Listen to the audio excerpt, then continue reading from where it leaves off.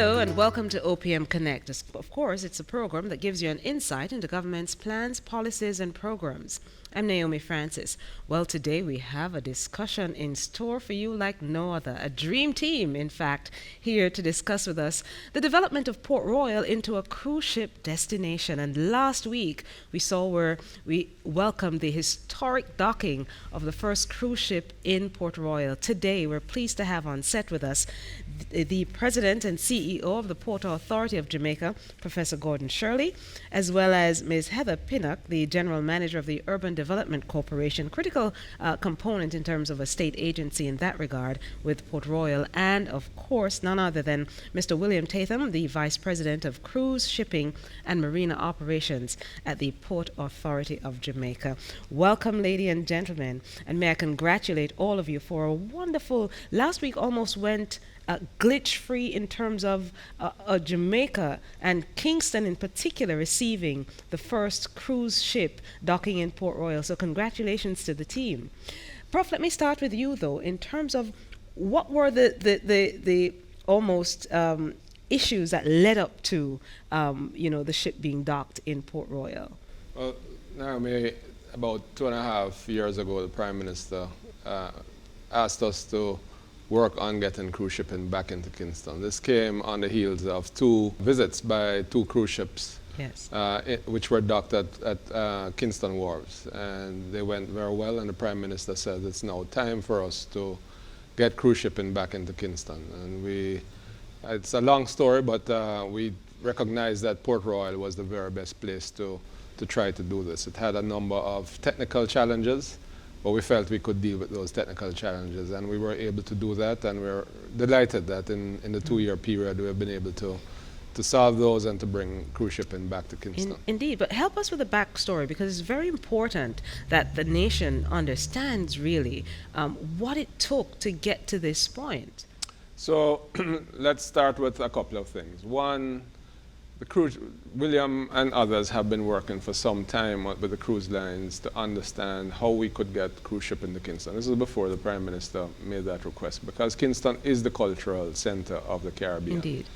For a variety of reasons, the cruise ships find Kingston a difficult place. A part of it relates to the itineraries and the length of time it takes to get here.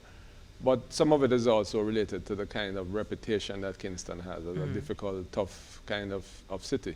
Yes. This in spite of the wealth of riches that we have in terms of culture and our capacity as a town. We knew, however, that Port Royal was a much more favorable destination for them. Port Royal has its own cachet. It's known internationally. Yes. It has the aura of the pirates, the military, the navy, and so on. And it is almost crime-free. It has a pristine reputation in that regard.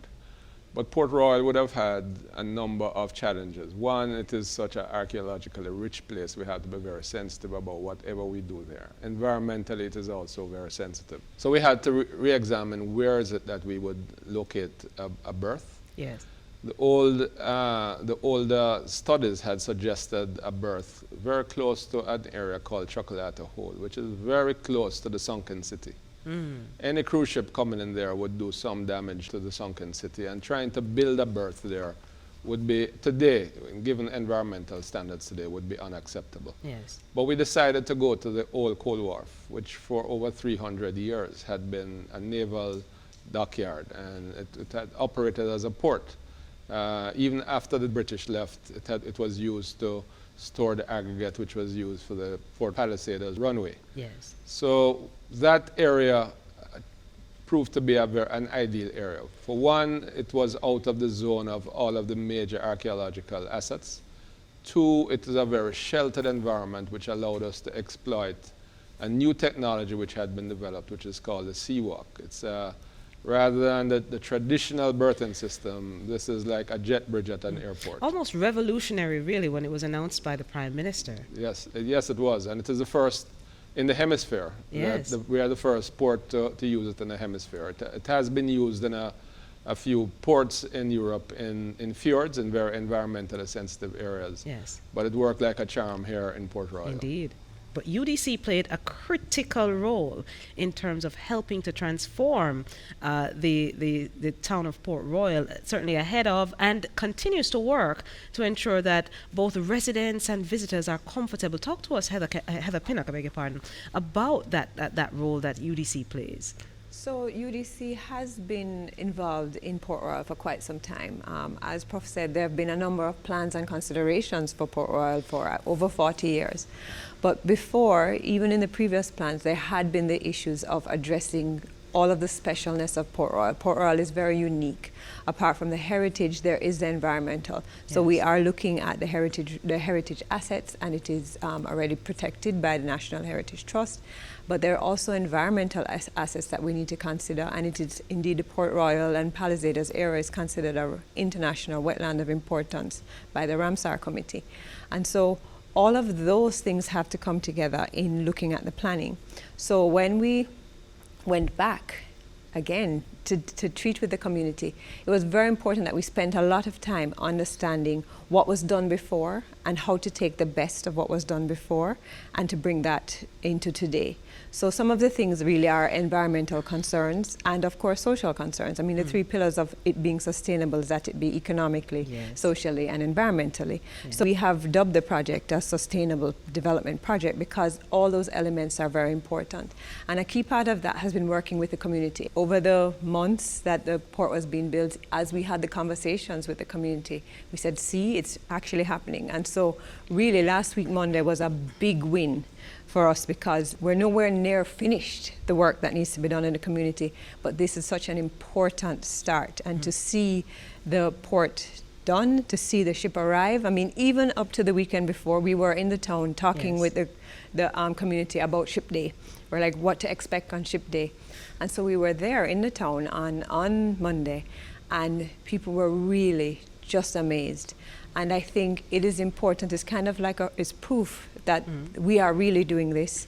All of these elements that we've been talking about for some time are coming together, that a solution has been found. You know, we spent some time showing them the sea walk on the videos as well. And they were really fascinated because they had been involved in the processes before, and so they were like, what's going to be different this time? So really the sea walk, we explained, is one of the big differences. The ship has come now, so really now we really need to get into detailed work with the community about how did it go, what are the opportunities, and what are the other things we have to do. So again, UDC as we have two main roles. We're doing the master planning, which is the formal process of doing planning for a town, but we're also coordinating the efforts of the other government agencies. So everything involving in infrastructure, through to housing, through the economic opportunities, and everything to safety and security. We're trying to coordinate the entire efforts and respond to the interests and the concerns of the community and build those other detailed plans with the community. Let's get though to William Tatham, the man who is in charge of cruise shipping and marina operations. And I know if you could have cloned yourself last week, you would have. It was really very, very busy for you, and welcome so in Kingston, Jamaica. In terms of how the operations went last week, first of all, your perspective on that? Exceeded all of our expectations. I mean, you know, we were very confident on certain aspects of it, but I must be honest, it just completely exceeded our expectations. We have developed, I think, one of the most unique ports of call in the Caribbean. And it's very important that the people of Port Royal protect this, because one of the most extraordinary things that we observed, as Heather was saying, when you walked around Port Royal that day and saw through every little street, every little rum bar, everything, people were everywhere. That's not something that you see traditionally, for example, on our North Coastings. And when passengers were coming back, it was interesting to hear their opinions and stuff. And one of the things that they were saying was, this was so authentic, this was so real to us. Try and keep this because you've developed something special here. And then beyond that, Kingston, the areas that we heard people when they were returning that they had visited. Yes. You know, Some there was they went to Fort Clarence, they went all the way up to Blue Mountains. Blue Mountains, they went the to Devon House. stadium, Emancipation Park, Devon House, Trenchtown. Yes, the Culture Yard. The got craft a market. lot of They went. visitors. It was just extraordinary. Well Yes. beyond some of the areas that we thought. Yes. And that was the first run. Now we better understand, and I think we're going to be able to even show more. And just we kept on waiting for the ship to say, what had not, say, give us a negative, nothing. Everything has Wow. been incredibly positive. The feedback, Wow. the cruise line was overwhelmed. How many more cruise ships are expected? For this year, we have 4 more cruise calls. As you know, Naomi, while we had a wonderful experience on the first ship call, we still have work to do at the terminal. Yes. We still have work to do at Fort Charles. We still have work to do in the town. So that we expect that the next one will be even better. And for these 4, we'll work out all the kinks. Next year, William can speak to the number of cruise calls, but what I can say is that from where I sit, the number will increase quite substantially. Bookings are bumping up already. Absolutely. All right. And So we expect to exceed 4, William, by next year, certainly. Next year we have 8. Already? Yes, So it's already booked, and 2020 is not finished, so you'll be and taking so- bookings throughout correct. the year. And what we knew Wow. when we embarked on this was it was important to get that first ship in. Because Yes. there are some cruise lines that are very conservative and they want to see somebody else going first. Yes.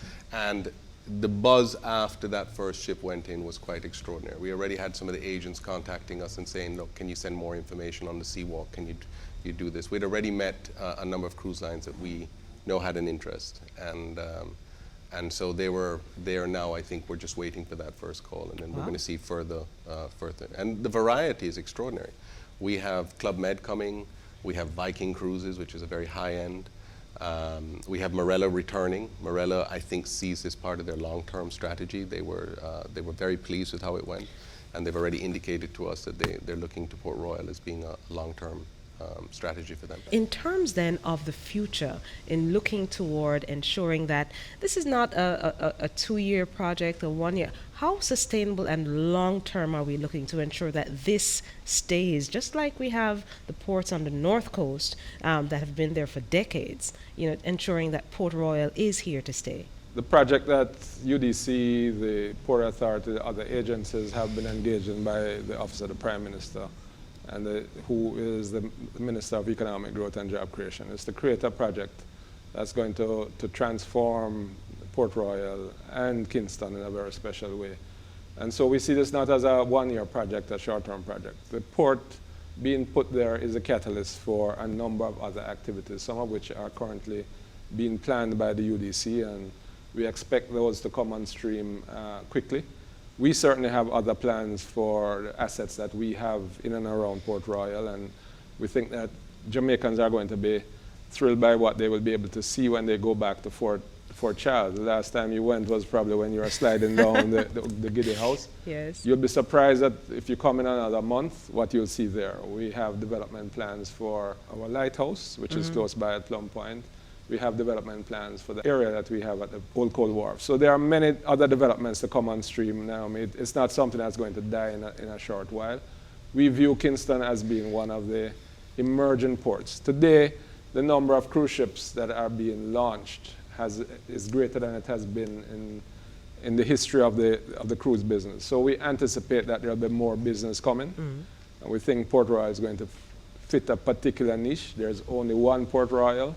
There's only one Kingston. So we are very confident that this is going to be a long-term success for Kingston and Jamaica. Thank you so much. I told you it was the dream team of development, really and truly. I have them right here. Thank you so much, and congratulations. Continue the hard work and good work for Jamaica. We really appreciate it. This has been OPM Connect. Join us next week for another interesting discussion.